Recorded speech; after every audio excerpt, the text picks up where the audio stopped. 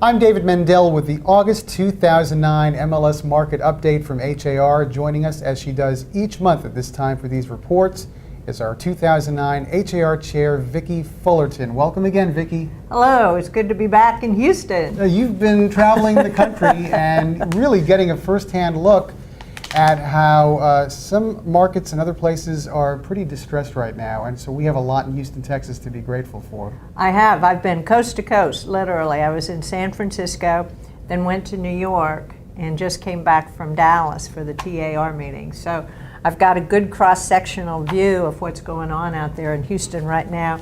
To quote somebody, is looking pretty good right now. Well, we'll get back to that in just a moment. Let's take a quick look, first of all, at how we did in August. First of all, the median price of a single-family home rose to, it's for the fourth straight month, to the third highest level of 2009, and that was $160,880. Average price hitting its third highest level of the year, and that was $213,396. We continue to see month-over-month volume of single-family home sales climbing, even though we're down year-over-year. And in August, they hit the third highest level of 2009. It's been 24 months exactly since the downturn began. And it looks, all these indications, these last couple of months in particular, are positive indicators. And I mean, you've said this before, that recovery doesn't happen overnight. That's right. But wouldn't you say that we are making progress, at least to the right outcome? I think so, and I think that the analogy I would use is that we have to take baby steps, and these are all baby steps. But I'd also say that August is the month that school children go back to school, and historically August has been a little slower because people are getting children ready to go to school, then they're getting their schedules organized. So August is historically not a real active month, but we'll start to see those numbers pick up.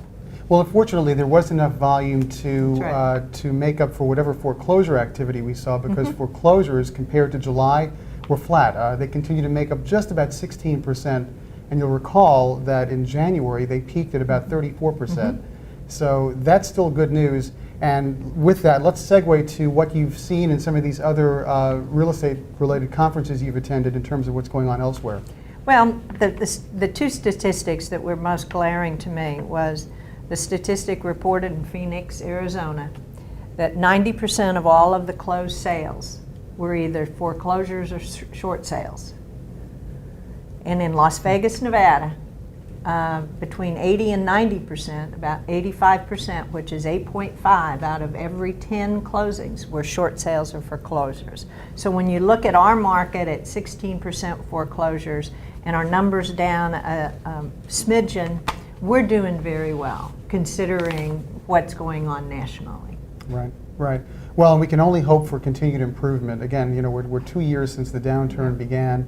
I think a lot of the economists forecast that, about the fourth quarter of 09, there would be a turnaround, and we still remain to some extent the envy of the country when it comes to real estate. So that's right, and I would just urge everyone that we're getting near the end of that time frame for people to apply for their $8,000 tax credit. Right. So if they don't get under contract by October 5th through the 10th, the likelihood that that transaction will close by midnight on November the 30th won't happen for them. And so that deadline is firm and solid with the federal government.